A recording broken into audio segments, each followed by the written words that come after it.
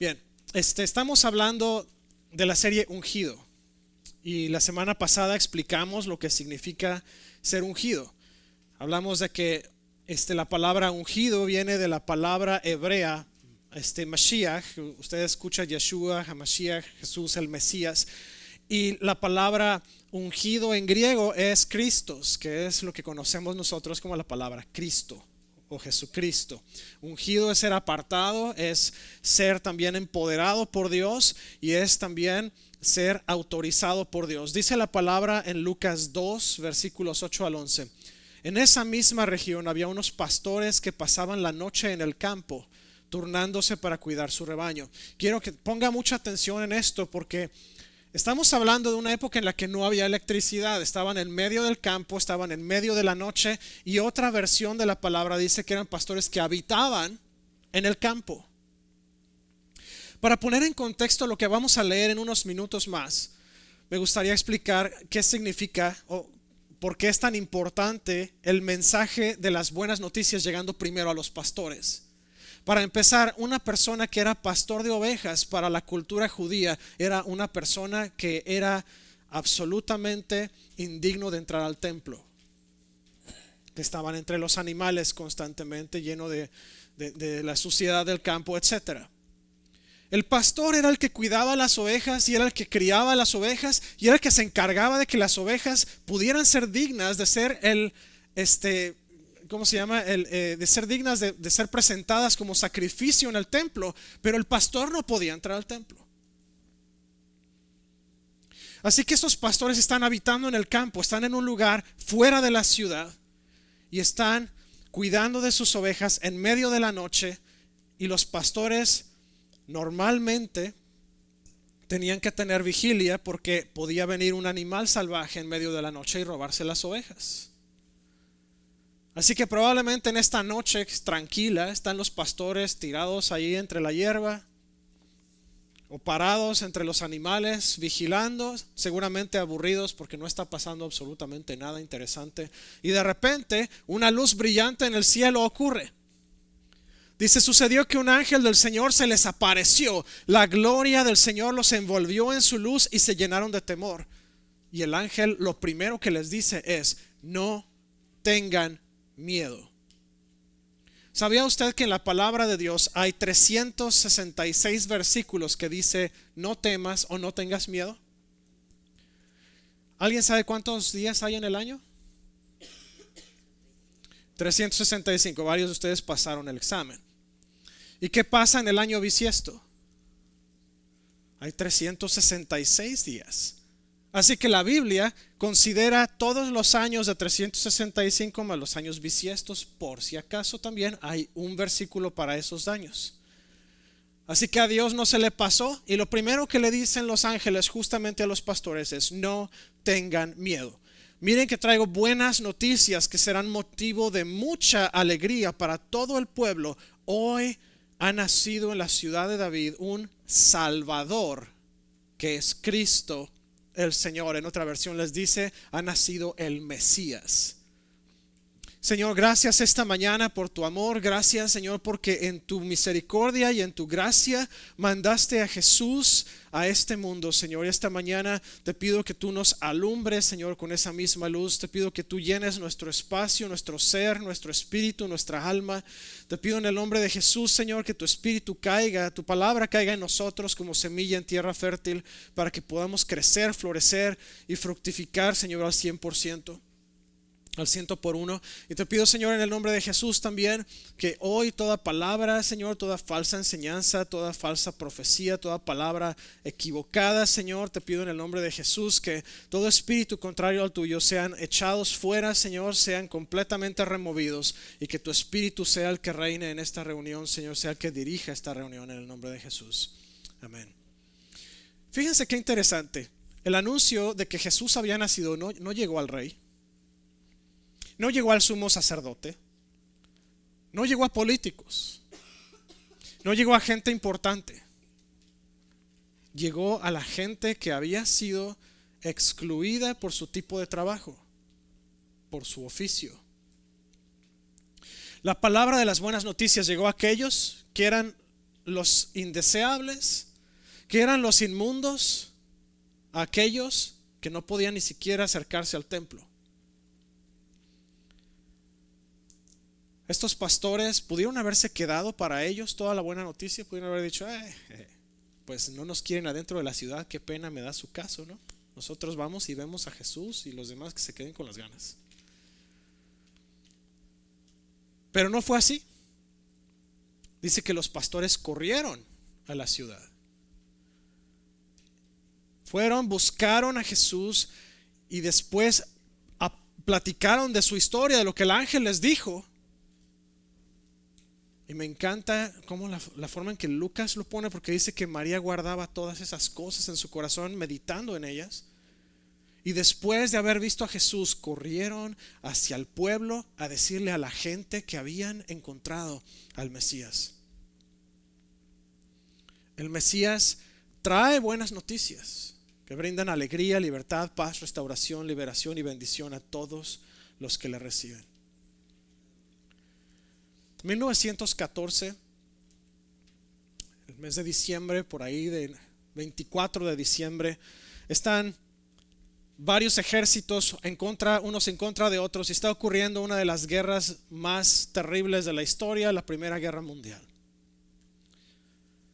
De repente, esa noche del 24 de diciembre se escuchan canciones de uno de los ejércitos. Uno de los ejércitos empezó a cantar canciones navideñas. Cuando lo escucharon, los demás ejércitos empezaron a cantar junto con ellos. Y la noticia del nacimiento de Jesús empezó a destruir las tinieblas de la guerra en ese momento. Sin que existiera un cese al fuego oficial, los dos ejércitos salieron de las trincheras y empezaron a intercambiarse cosas unos con otros. La guerra había parado por la llegada de Jesús al mundo. Fíjese lo crucial. Una guerra que involucró muchos países, una guerra que involucró muchas muertes, se detuvo para anunciar la llegada de Jesús a la tierra. En las escrituras, hablamos la semana pasada, la unción era un acto ceremonial y espiritual. Y dentro de este acto, Dios estaba empoderando a alguien específicamente, estaba consagrando a una persona, apartando a una persona para que hiciera una labor específica. El Espíritu Santo habilita a esa persona, y esa persona no solamente tiene esa consagración especial, no solamente tiene ese poder del Espíritu, pero además es autorizado por Dios para llevar a cabo las tareas que Dios le ha dado. En pocas palabras, esa autorización quiere decir que ha recibido también la autoridad de Dios para hacer las cosas que fue enviado a hacer. Se convierte en un emisario, en un embajador con el poder total de Dios para hacer lo que tiene que hacer. Y ese Hijo, esa segunda persona de la Trinidad divina, ese Hijo se encarnó y, siendo empoderado por el Espíritu Santo, siendo autorizado por Dios para ser enviado a la tierra y apartado, naciendo de una mujer virgen, llega a un establo, a uno de los lugares más incómodos probablemente.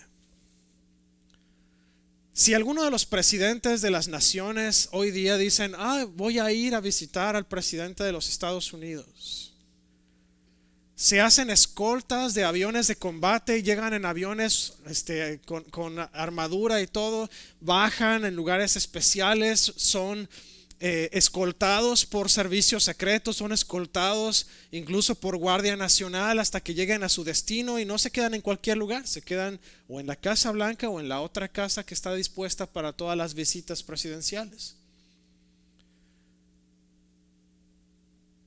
Pero cuando hablamos de Dios, el Salvador del mundo, no hubo lugar para Él en ningún lugar, en ninguna parte.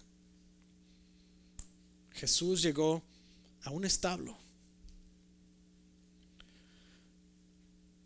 La ciudad de Belén estaba atascada. No había alojamiento. Lo que pasó días antes de que ocurriera esto, semanas antes, es que Herodes había dictado un edicto en el que ordenaba que se hiciera un censo de toda la población.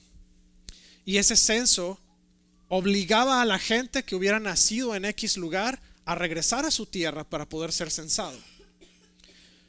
José había nacido en la ciudad de Belén, por lo tanto, José y María salen hacia Belén, pero cuando llegan allá no hay lugar. Así que Jesús llega cuando José y María se encontraron con la única opción, que fue un establo. Pero en nuestra vida muchas veces pensamos, ay, es que yo he hecho tantas cosas que yo no creo que Dios me pueda sacar de aquí. Es que yo he cometido tantos errores, es que yo he hecho esto, yo he hecho el otro, es que yo no creo que Dios me pueda perdonar. Pero lo que mostró la llegada de Jesús en una situación tan humilde es que a Dios no le importa la situación, no le importa la suciedad, no le importa lo terrible que sea la circunstancia. Dios va a llegar y va a mostrar su amor y va a desbordar su gracia en nosotros. Dios va a aparecer en medio de lo que para nosotros es imperfecto, porque dice la palabra que Dios es exaltado en nuestra debilidad.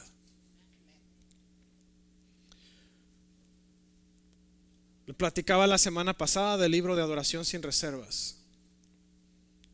Cuando usted se acerque a la presencia de Dios, acérquese esperando lo inesperado. Espere ver a Dios en situaciones simples, en situaciones cotidianas de la vida. Dios está tratando de llamar su atención en los momentos más insignificantes, entre comillas, de su vida. Tenemos que hacer altares, buscar momentos sagrados en eventos cotidianos. Muchas veces para nosotros es así de, es que tengo que manejar 40 minutos para llegar hasta la compañía donde trabajo todos los días. Hermano, convierta su vehículo en un altar por 40 minutos. Ay, pastor, le voy a platicar una historia. Por ahí de mis años 20, principio de mis años 20, mi vida fue un papalote. Estaba yo absolutamente hastiado de la iglesia. Estaba en un lugar en el que me había apartado de la iglesia por problemas que habían ocurrido, por abusos, por comentarios, por insultos, literalmente insultos proferidos por líderes de la iglesia en contra mía, y me aparté de la iglesia justamente por esa situación. Estaba yo en la parte más baja de mi vida. Y en medio de todo eso, Dios me llamó a trabajar a una base de misiones. Usted se va a preguntar, pues pastor, ¿no estaba usted tan mal? Pues justamente porque yo estaba tan mal, Dios me llamó a ese lugar. Cuando llegué a ese lugar, yo llegué con la intención de trabajar en hacer, más bien hacer lo que me habían contratado para hacer. Yo iba como contador ahí, yo iba como auditor de los estados financieros, y mi trabajo era asegurarme que todo lo que estaba pasando de dinero entrando y saliendo estuviera hecho de la mejor manera posible en ese lugar. Lo que yo no me di cuenta es que Dios me estaba llamando no para ser auditor, me estaba llamando para darme un zape bien dado ahí. Y no un sope, porque ya conozco a los mexicanos. El sope me lo comí después. Pero Dios me llamó, y en medio de mi porquería que estaba cargando conmigo, el Señor me doblegó en una de las reuniones que tuvimos ahí de oración. Y después empecé a restablecer mi vida espiritual, empecé a leer la Biblia otra vez, empecé a orar. Y en todo esto había un muchachillo de unos, ¿qué tenía? 8 o 9 años. Tenía problemas en la escuela, estaba siendo abusado por sus papás, por su hermano mayor. Y se acercó a mí un día y empezó a copiarme en lo que yo estaba haciendo. Si iba yo a lavar el coche, agarraba también una de los trapos de ahí y empezaba también a ayudarme a lavar el coche, a tallar las llantas. Y llegaba y me pedía ayuda para hacer sus tareas de la escuela, y me sentaba con él en las tardes a trabajar en sus cosas de la escuela.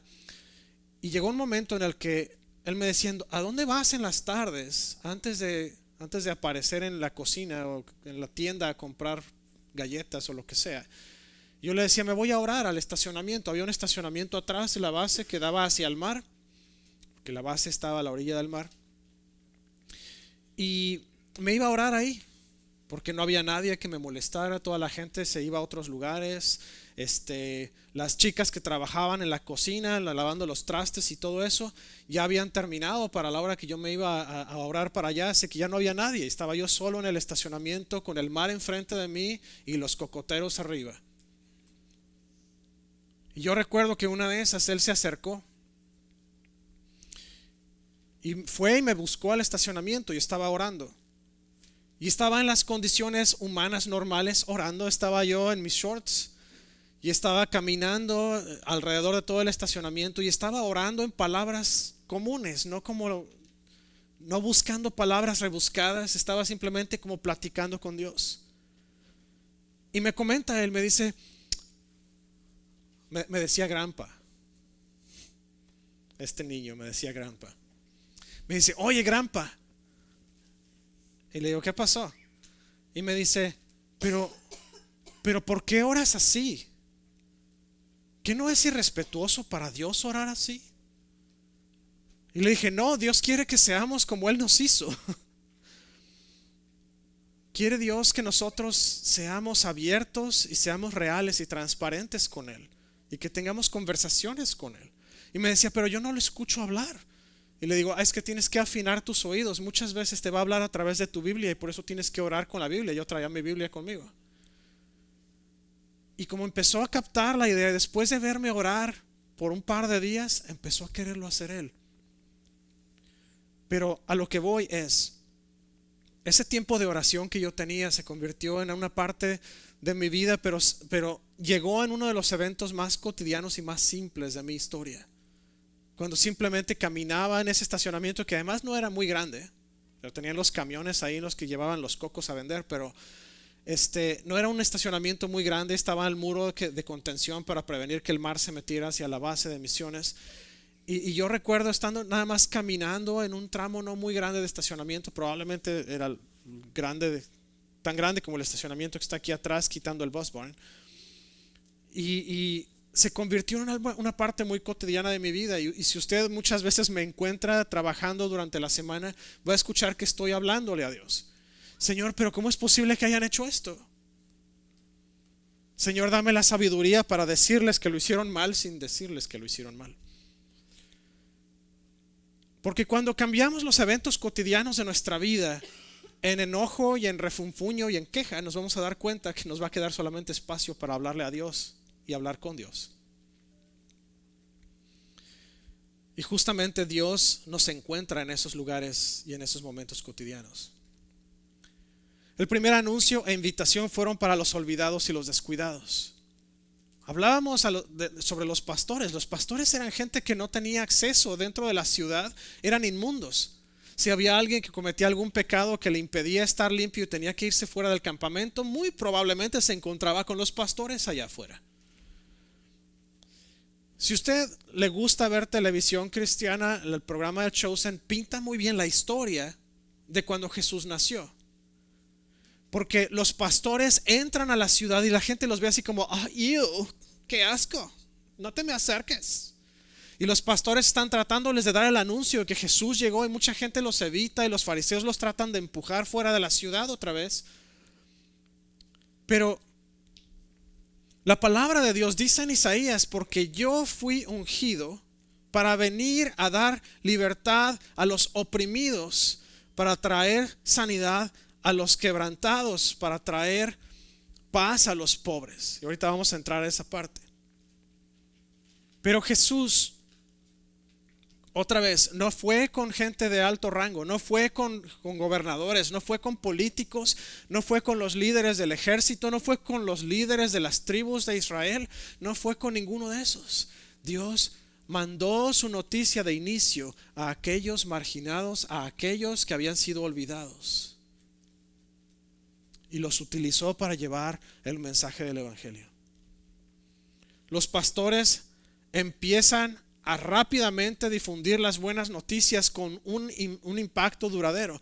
Dice Lucas 2, versículos 15 al 20, cuando los ángeles se fueron al cielo, los pastores se dijeron unos a otros, vamos a Belén a ver esto que ha pasado y que el Señor nos ha dado a conocer. Así que fueron deprisa y encontraron a María, José y al niño que estaba acostado en el pesebre. Cuando vieron al niño, contaron lo que les había dicho acerca de él, y cuantos lo oyeron se asombraron de lo que los pastores decían. Versículo 19, María por su parte guardaba todas estas cosas en su corazón y meditaba acerca de ellas. Versículo 20, los pastores regresaron glorificando y alabando a Dios por lo que habían visto y oído, pues todo sucedió tal como se les había dicho. Los pastores fueron y hablaron las noticias del evangelio. ¿No se espantaron? Tampoco se dijeron, o sea, a lo que me refiero, no se espantaron de, ay, pero es que ¿qué van a decir de nosotros? No, les valió. Entraron a la ciudad y fueron a buscar a Jesús, y cuando lo vieron, de su experiencia, de su vida, empezaron a llevarlo a la gente. Hey, vimos a Jesús, Jesús el Mesías nació y está ya aquí entre nosotros.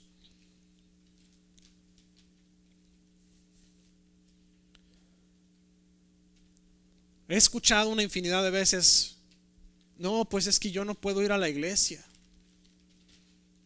porque lo que yo hice no tiene perdón. No hay forma de que Dios me pueda perdonar por lo que hice. Hermano, Jesús perdonó a una mujer que fue cachada en el acto de adulterio. Jesús perdonó a la mujer samaritana. Jesús perdonó a la gente que vino y acusó falsamente. Jesús perdonó a aquellos que lo clavaron en la cruz. Jesús perdonó a aquellos que se burlaron de él. Jesús perdonó a aquellos que hicieron lo peor. Lucas 4, 18 al 21. Jesús entra en la sinagoga. Y no puse eso antes, esos versículos antes. Pero dice que Jesús fue a la sinagoga como tenía por costumbre. Déjenme regreso un segundo ahí. Jesús tenía por costumbre ir a la iglesia, ir a la sinagoga. No me voy a detener mucho aquí, pero eso le da una idea. Si Jesús vino a ponernos el ejemplo de cómo vivir una vida cristiana, ya se lo dije todo. Ok, versículo 18. El Espíritu del Señor está sobre mí, por cuanto me ha ungido, y lo resalté ahí, me ha ungido para anunciar las buenas noticias a los pobres. Me ha enviado a proclamar libertad a los cautivos, dar vista a los ciegos, poner en libertad a los oprimidos, a pregonar el año del favor del Señor. Luego enrolló el libro, se lo devolvió al ayudante y se sentó. Todos los que estaban en la sinagoga lo miraban detenidamente. Y él comenzó a hablarles: hoy se cumple esta escritura en presencia de ustedes. Otra versión dice: hoy se cumple esta palabra a todos los que la escucharon.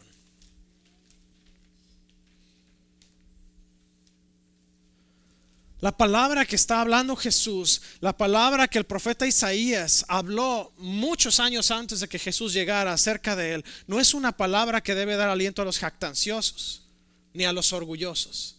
Es un aliento para aquellos que están oprimidos, para aquellos que viven debajo de la presión, aquellos que viven debajo de la pobreza, aquellos debajo de la enfermedad, aquellos debajo incluso de la opresión espiritual. Porque Jesús vino a libertar, vino a restaurar, vino a traer bendición. Jesús vino y lo dijo cuando le preguntaron: oye Jesús, pero ¿por qué te relacionas con los pecadores, los publicanos? Y la respuesta de Jesús fue bien simple: porque los sanos no tienen necesidad de médico, sino los enfermos. Jesús vino a sanar nuestra enfermedad espiritual. Jesús no vino a hacernos sentir cómodos.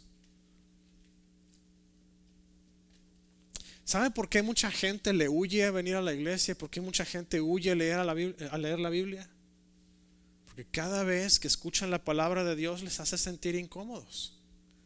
Hermanos, si la Biblia no le ha ofendido a usted en algún momento es porque usted no la ha leído bien.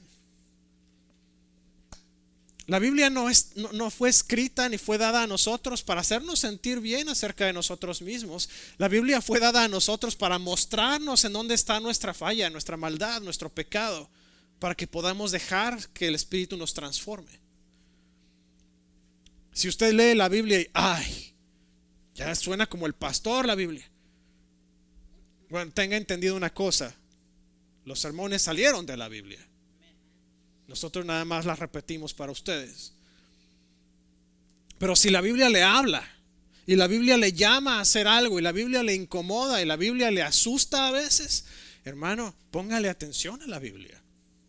Algo está tratándole de decir. Jesús vino a proporcionar un camino hacia la transformación y la restauración con Dios. Hace rato decía yo, en el momento de alabanza, lo que necesitamos hacer es rendir toda nuestra vida a Dios. Él es el único digno, es el único capaz de transformar nuestra vida. Mire, si usted piensa, hermano, yo encontré la receta secreta y no la del Kentucky. Yo encontré la receta secreta para que mi vida sea transformada en un abrir y cerrar de ojos. Déjeme decirle, si no tiene nada que ver con Dios, le vendieron una idea falsa. Y déjese lo digo también, en el proceso de restauración, en el proceso de habilitación espiritual, nos va a doler y nos va a doler mucho, y le prometo que va a tener fallas, que va a tener tormentas, que va a tener problemas, que va a tener momentos en los que siente que ya no sabe qué hacer, porque sabe que cuando usted está siguiendo el camino de Cristo, el enemigo, la carne y el mundo se van a oponer a usted y le van a hacer la vida imposible.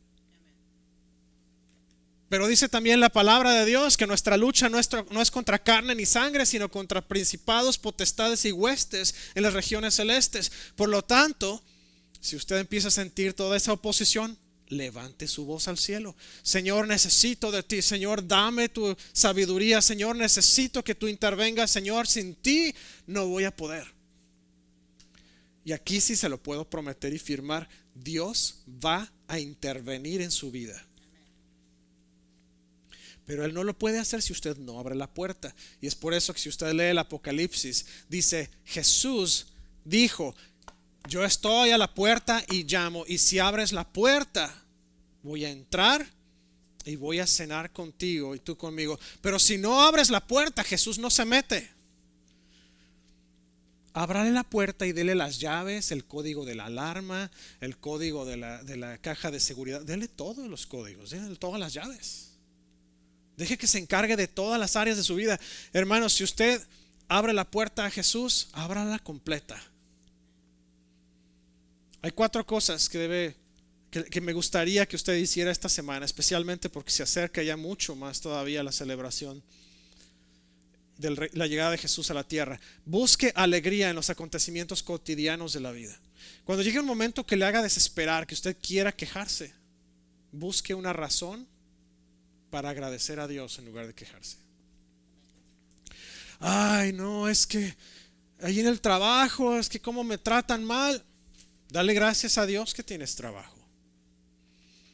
Pastor, pero a mí ni me gusta ese trabajo. ¿Qué haces ahí? Búscate otro. No hay nada peor. De hecho, lo he escuchado algunas veces pasar acá en la iglesia, no con nosotros, pero en otra iglesia. Pastor, es que la música no me gusta, es que las sillas son bien incómodas, es que el color de las paredes, búscate otra iglesia. ¿Qué rayos haces aquí? Si estás buscando una iglesia nada más para sentirte cómodo y que el aire acondicionado esté justamente en el punto correcto y que te tengan una silla reservada para ti y un cajón de estacionamiento reservado para ti, hazte pastor de una iglesia y ve y a ver cómo te pasa a ti. Ahí vas a tener reservados cajones de estacionamiento y sillas y sillones, y vas a tener una oficina reservada para ti. Vas a tener el trabajo de pastor y ahí nos vemos. Segundo, agradézcale a Dios por su naturaleza inclusiva. Dios buscó, empezando a los más bajos, a los despreciados, a los marginados, y de ahí subió. Dios no está hablándole solamente a una parte, una porción de la población. Dice Juan 3:16, porque de tal manera amó Dios al mundo que envió a su Hijo unigénito para que todo aquel que en él cree no se pierda, mas tenga vida eterna. No dijo para que solamente unos, para que solo los ricos, para que solo los pobres, para que solamente los que están bien con su familia, para que solamente los que tienen un trabajo. No. La palabra dice todos, todo aquel significa tú le hablas, te va a contestar. El vecino le habla, le va a contestar. El musulmán del país allá en Arabia le habla, le va a contestar. Porque Dios quiere que nadie se pierda. Dios nos quiere a todos con Él. Ay, pastor, es que yo no sé cómo pueden decir que Dios ama a X o Y grupo social. Hermano, Dios los ama, aborrece su pecado, pero a ellos los ama. Y si no me cree, váyase al libro de Judas. En el libro de Judas dice claramente, hermano, tienes que amar a la gente, tienes que acercarlos a Cristo. Odia su pecado, pero ámalos a ellos. Número 3, permita que Jesús le ayude a vivir en libertad, no en libertinaje, nada más libertad. Todos los días, pídale a Jesús, ayúdame Señor a vivir en libertad, libertad del pecado, libertad de los malos pensamientos, libertad de la queja, libertad de la incomodidad, libertad de... Y Dios se va a encargar de estar llenando su vida con razones para estar agradecido. La cuarta, comparta la buena noticia con una persona esta semana. Todos vamos a ver a gente que no hemos visto en mucho tiempo. Aproveche la oportunidad para que a la abuelita, al abuelito, a la tía, a la prima, el primo, el amigo de un amigo, la mascota de un amigo. Usted comparte el evangelio con alguien que no conoce de Cristo esta semana y la semana que entra y la que sigue.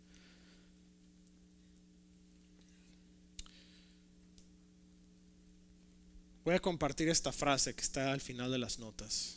Algunos se van a escandalizar, pero ahorita les voy a explicar por qué. Dios nunca ha visto una persona. Bueno, más bien, déjeme empezar por aquí. Hay 3 cosas que Dios jamás ha visto. Usted se va a quedar a lo mejor que usted está viendo en línea. ¿De qué estás hablando? Dios lo ve todo, Dios puede todo.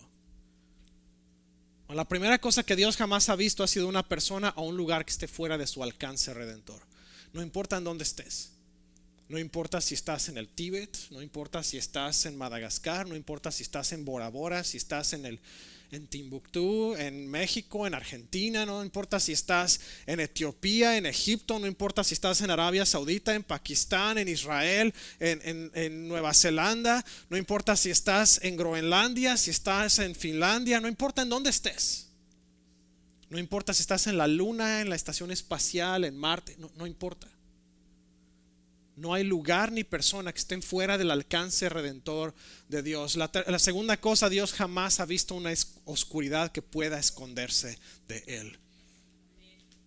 Nada puede esconderse de Dios. Aún la oscuridad más gruesa, más fea, más ese tipo de oscuridad que hasta la puede uno palpar casi. Aún esa se rompe y se quiebra delante de Dios. La tercera cosa que Dios jamás ha visto es otra forma de ser salvo excepto por la fe en su Hijo. Con esto estoy cerrando hoy. Si usted está en este lugar, jamás ha dado su vida a Cristo, jamás ha dicho Señor, yo quiero que tú vengas en mi vida. Hoy es la oportunidad para decirle a Jesús, entra en mi vida. Le voy a pedir a la iglesia que nos pongamos todos de pie. Acompáñeme por unos minutos, ya estoy acabando. Si usted está en este lugar, o si usted está del otro lado de la cámara, nos está escuchando en podcast, le voy a pedir de favor que considere por unos minutos lo que le voy a decir. Jesús está llamando a tu puerta. Jesús quiere entrar a tu corazón. Jesús esta mañana dice, hey, quiero entrar.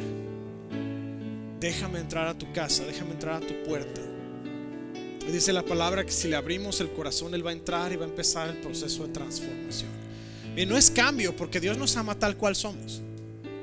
Es transformación porque nos ama tanto que no nos quiere dejar como estábamos. Quiere hacernos mejores. Quiere que nos parezcamos cada vez más a su Hijo Jesús. Por lo tanto, si usted está dispuesto a dejar a Jesús entrar a su corazón esta mañana, le voy a pedir que hagamos una oración juntos. Hágala con todo su corazón. Confiésela en voz alta. Porque nosotros creemos en nuestro corazón para justicia, pero confesamos con nuestra boca para salvación.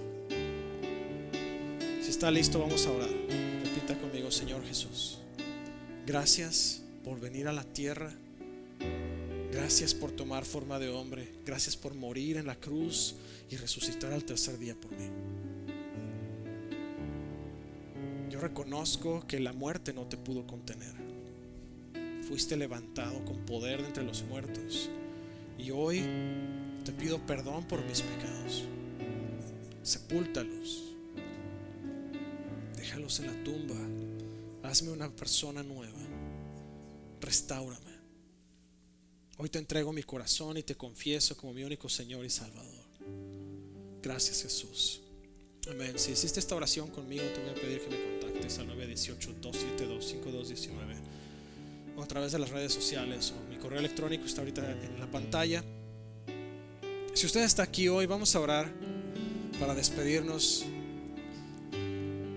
Tal vez se nos había desenfocado la idea de toda la idea de la Navidad y qué es lo que realmente significa. Hermano, no hay un lugar en el que usted se encuentre hoy, no hay una situación por la que esté pasando hoy que Dios no pueda redimir y cambiar. No hay absolutamente nada que Dios no pueda lograr. Dios es todopoderoso. No importa si es una situación en el trabajo, a lo mejor es una situación en la familia con algún familiar en específico, o a lo mejor usted es el único cristiano en la familia y está sufriendo bombardeo de todos lados. Yo qué sé. A lo mejor es una cuestión económica, una cuestión legal, una cuestión, yo qué sé, política. Hermano, Jesús fue capaz de entregar su vida para que usted y yo viviéramos en libertad. Jesús quiere tocar esa situación y quiere cambiar esa situación para usted. Señor Jesús, esta mañana te damos gracias porque a través de tu nacimiento, a través de tu crecimiento, tu ministerio, Señor, tú nos mostraste el amor impresionante y la misericordia insuperable de Dios. Porque a través de tu caminar por esta tierra, a través de tus enseñanzas, tú nos mostraste, Señor, que no podemos vivir por nuestras propias fuerzas, pero es solamente a través de ti. Es solamente a través de tu Espíritu, Señor, que hoy podemos acercarnos directamente hasta el trono de gracia, Señor, y decir: Padre, gracias. Padre, gracias por todo lo que has hecho. Padre, perdona nuestros pecados, perdona nuestra iniquidad, perdona, Señor, nuestra indolencia, nuestra falta de inteligencia, nuestra falta de perdón, nuestra falta de interés, perdona todo esto. Señor, ayúdanos a no enfocarnos en nuestra propia capacidad. Ayúdanos a no enfocarnos en nuestras fuerzas. Ayúdanos a no enfocarnos en nuestras situaciones, porque sabemos, Señor, que nuestras situaciones para ti son pequeños granos de arena. Señor, ayúdanos a hablarle a nuestra situación de qué tan grande es nuestro Dios. Ayúdanos, Señor, a entender que el sacrificio de Jesús, de dejar su trono en el cielo, venir a caminar a la tierra como un ser humano, fue para que nosotros pudiéramos reconocer que no hay otra manera de ser salvos más que a través de Él. Para que todos los que nos acercamos con corazón abierto y dispuesto, Señor, podamos llegar hasta el cielo.